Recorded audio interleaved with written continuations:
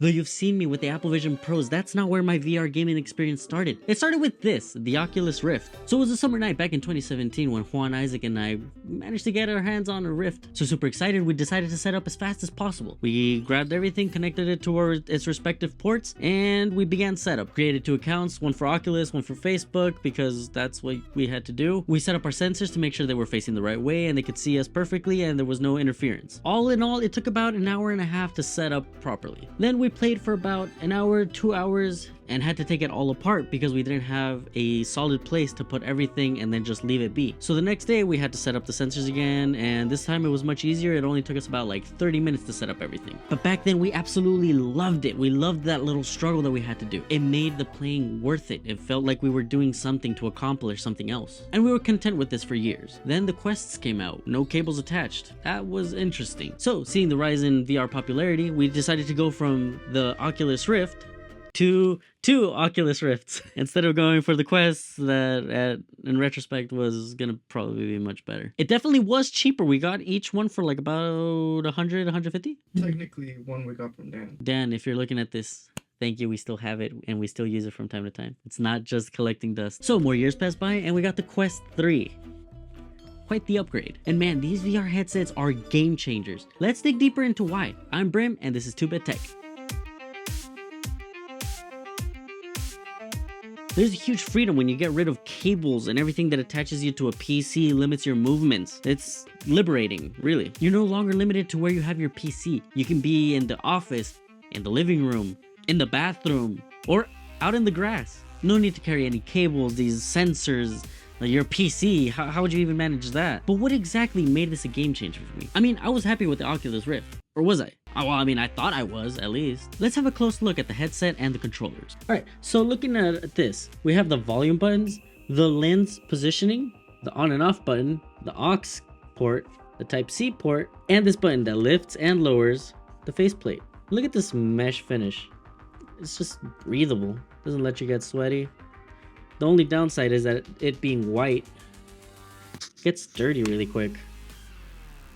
So that's how you take that off. Yeah, I saw a video on how to take it off. Oh, okay. Now we know.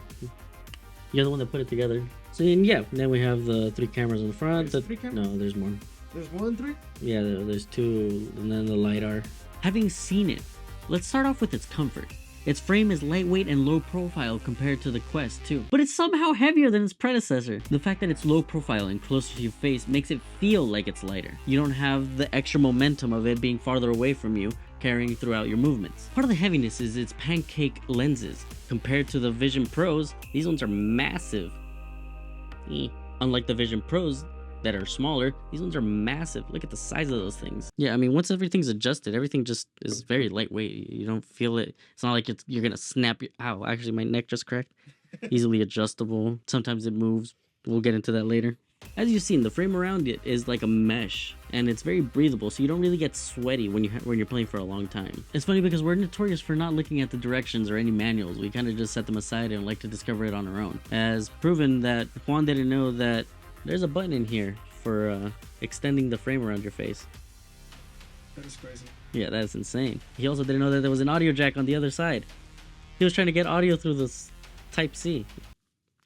No, man, I don't know. Another thing that caught my attention was its mixed reality. Man, it's incredible the way they're implementing it with a lot of games now. And just like everything else, it's really easy to set up. Bring your room or your space into the game. Like these shooters or board games, there's a lot of things that you can do with them. But one of my favorite things was piano vision. Getting to learn the piano virtually. You can also connect it to your computer and end up expanding on your workspace. But that's not what I wanted it for. I wanted it to do something else. I wanted to get away from work. This is the reason why it's a gaming console for me. And honestly, gaming on it is great. Even live multiplayer games run perfectly fine. No stuttering, no nothing. And as of December, you can play using Microsoft Game Pass. And that's awesome. Like you for liking, sharing, and subscribing, as well as joining our Discord. So what makes it so great for gaming? Well, let's look at the specs, see what makes it great. The display is an LCD 2064 by 20 7208 PPE. That's pixel per eye. That means you get 2 if you have 2 eyes. Again with the eye thing? Again with the eye thing? I don't know, man. Some people just don't have 2 eyes. For its processor, it uses a Snapdragon XR2 Gen 2. It has 8 gigs of RAM. You can also get it with 128 or 512 gigabytes of storage. It nets you about 2 to 3 hours of playtime, and mixed reality pass-through is in full color, and it supports refresh rates of 72, 80, 90, and 120 Hz. I think you could tell this is just the perfect thing for me. Just turn it on and play. But what are the bones in the closet, the elephants in the room, the nitty-gritty? I don't know how to grade it, actually. Well, there are a few said elephants. For one, the battery life sucks, and like I said, it's just 2 to 3 hours, but I guess that's alright for me. For the more hardcore gaming community, 2 to 3 hours will never be enough. There's a way to remedy this with some accessories. Lots of people say using glasses with it is less than comfortable or optimal, but I can neither confirm nor deny this. There's also magnetic inserts for you to put your prescription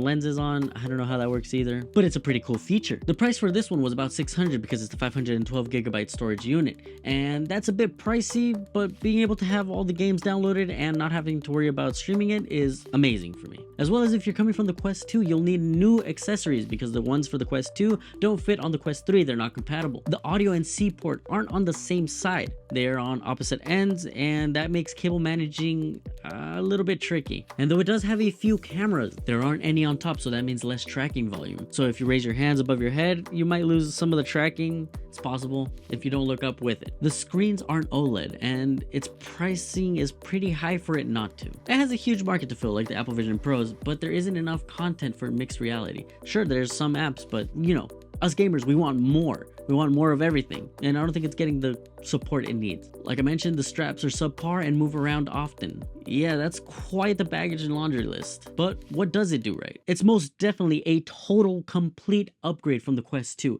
It has a better XR2 chip, better hardware. The graphics are much improved along with its tracking. Though pricey, they are much cheaper than the Apple Vision Pros, about 3 times less. So I'd rather pay $600 than $4,000 for something that doesn't do exactly the same. I don't know. They both have their use cases, completely different things, but I can't help but compare them since I have them both right in front of me. The adjustable IPD wheel is a godsend for manually fine-tuning your pancake lenses, and the content for VR is vast and varied, so you won't feel like I did when I got the Vision Pros and there wasn't enough apps to do anything with. And if you already have a large library on Steam, just stream it and play games from there. Streaming is fairly simple. Turn on your computer, run Steam VR Connect, and you're good to go. You have full access to your entire library there. Point is, standalone, it's amazing, and it's its own thing. You don't need a computer.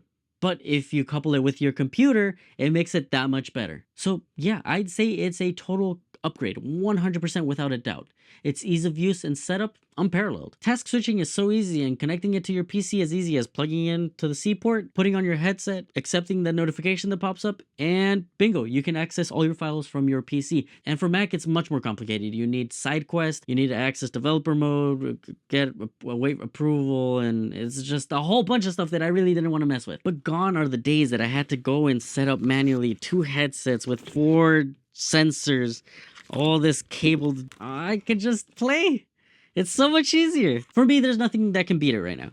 That's just my opinion. Look at all this stuff. I mean, look at this. Look at all this jumbled mess. Every single time we had to set up. It was such a hassle, and we just didn't see it. We were so focused on getting to play that we didn't see how bad it really was. But like I mentioned, this was because we couldn't just have them in one place and then just forget about them. We had to set them up and then take them down after each use. Though $600 is a bit pricey for me, I think it's in the ballpark of being adequately priced. It could be much cheaper considering that you have to buy so many accessories, and there's so many accessories to buy. Some of the ones that I do want to buy are the eye tracking lens gadgets that go on the inside and they can track your eyes, just like the Oculus Pro. Yeah, Oculus Pro has eye tracking like Apple Vision, but if you want it on this, you need the gadget that goes here and connects to the little eye trackers in here. It doesn't track your eyes. It tracks like the glare around you, around your eye, which is pretty cool. So I really want to try that out. Another thing that I want to get, not necessarily because I need it, but because I think it'd be cool to have since it'll replace this terrible strap, is the battery extending strap. The one that comes with a battery in the back, and well, now you'll get another 2 hours of playtime. There's so many accessories you can get for your controls, your headset. It definitely has a vast amount of accessories to buy, but it's a journey that I'm really willing to embark on. So you've heard me talk about my experiences with VR, but what are yours? What are your favorite games? For me, I've only been playing Half-Life Alyx and Beat Saber, which are two of my absolute favorite games, but I need more. So let me know. And also, what accessories do you recommend? Let me know in the comments or in our Discord, links in the description. And as always, I really appreciate you. I'm Brim, and I'll see you next time. Lates. Oh.